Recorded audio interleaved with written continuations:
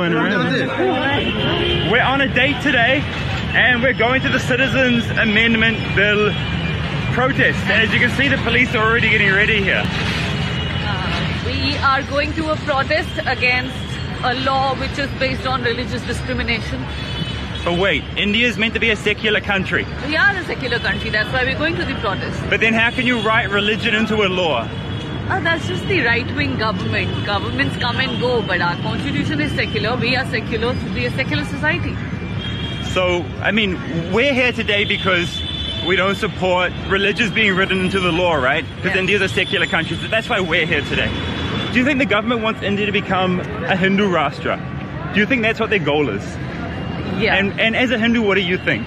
I say you wish. They don't represent Hindus like me. I don't want a Hindu Rashtra, I want a secular Rashtra.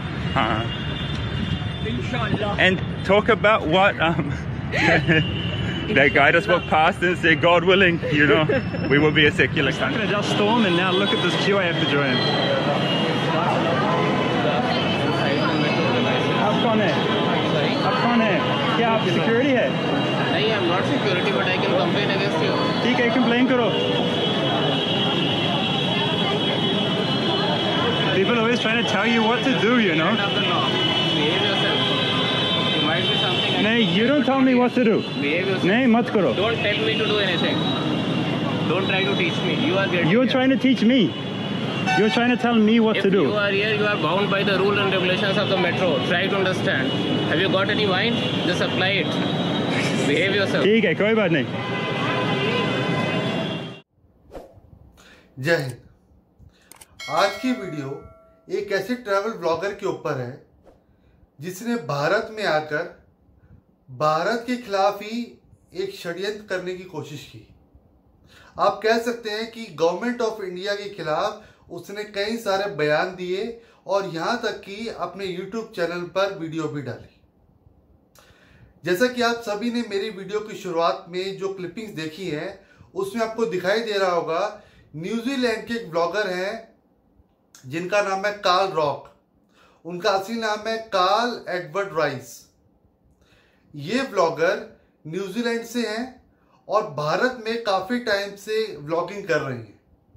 लेकिन आप सभी ने देखा होगा कि ये CAA जो प्रोटेस्ट चल रहा था, उस प्रोटेस्ट में वो पार्टिसिपेट भी कर रहे हैं और उसके बारे में अपनी राय भी दे रहे हैं।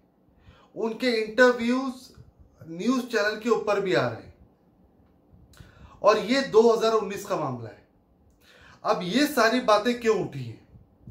ये बातें इसलिए उठी हैं क्योंकि आज भारत सरकार के विदेश मंत्रालय ने बताया कि कार्ल रॉक का जो वीजा है वो ब्लैकलिस्ट कर दिया गया है। अब 1 साल तक के लिए कार्ल एडवर्ड राइस इंडिया में नहीं आ सकते। अब आप सब में काफी लोगों को लगता होगा कि अगर ओपिनियन देने में भी इतनी बड़ी अगर कार्रवाई होती है तो ये कैसे? मैं आप सभी को बताना चाहूंगा कि वीजा रूल्स में कई सारे ऐसे क्लॉज होते हैं कि जब भी आप टूरिस्ट वीजा पे, आप प्लीज इसको नोट कीजिए कि टूरिस्ट वीजा पे आप कभी भी किसी भी देश में जाते हैं तो आपके वहां के लॉज को स्ट्रिक्टली मानना पड़ेगा और बार बार आपकी यात्रा से पहले बताया जाता है कि आप वहां पे सरकार के खिलाफ किसी प्रोटेस्ट में नहीं जा सकते, ना वहां पर आप कोई राय दे सकते हैं। आप बाकी देशों को उठा के देखेंगे तो भारत के जो रूल्स है वो काफी सॉफ्ट है। अगर यही वाली बात कार्ल रॉक ने अगर अमेरिका या बड़े देशों में की होती तो अब तक उनको डिपोर्ट कर दिया जाता और हमेशा के लिए उनका वीजा कैंसिल कर दिया जाता। यहां सिर्फ 1 साल का बैन लगा है। कार्ल रॉक जब पाकिस्तान से दुबई गए और उन्होंने जब इंडिया आने के लिए अपने वीजा पे टिकट लेना चाहा तो वहां की वीजा अथॉरिटीज ने बताया कि आपका वीजा कैंसिल कर दिया गया है गवर्नमेंट ऑफ इंडिया के द्वारा और ये बैन 1 साल के लिए है। अब आप ये देखिए कि कैसे ये यूट्यूबर किस तरह की बातें इंडिया के बारे में बता रहे हैं।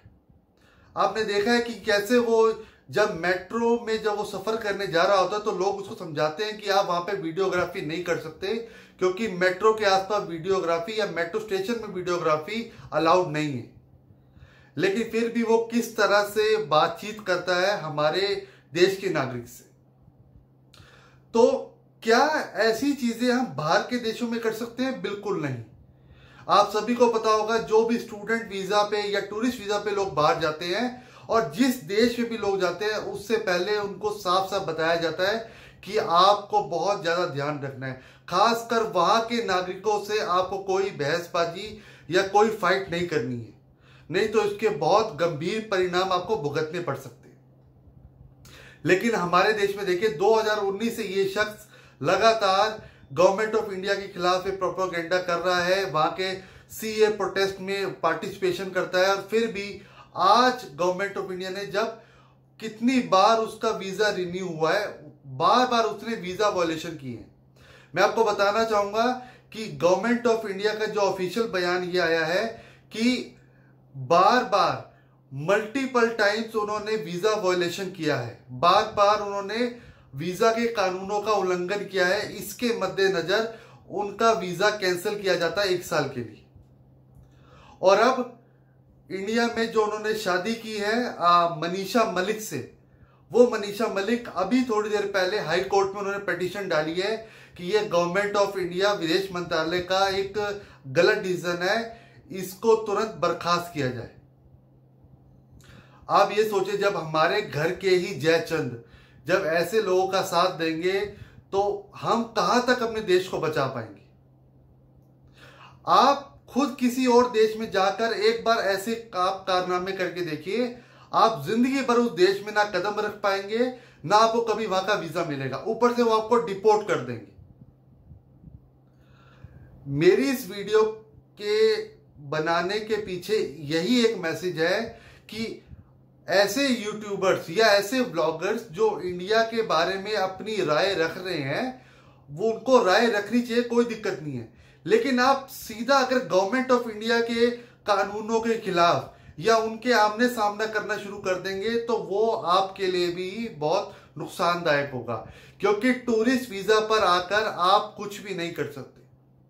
गवर्नमेंट ऑफ इंडिया ने इसमें ये बातें भी जोड़ी हैं कि उन्होंने एक अपना बिजनेस भी किया है इंडिया के अंदर जो वीजा कानूनों के खिलाफ है, क्योंकि वो यहाँ के नागरिक नहीं है और ना उन्होंने यहाँ की नागरिकता के लिए कोई आवेदन दिया है।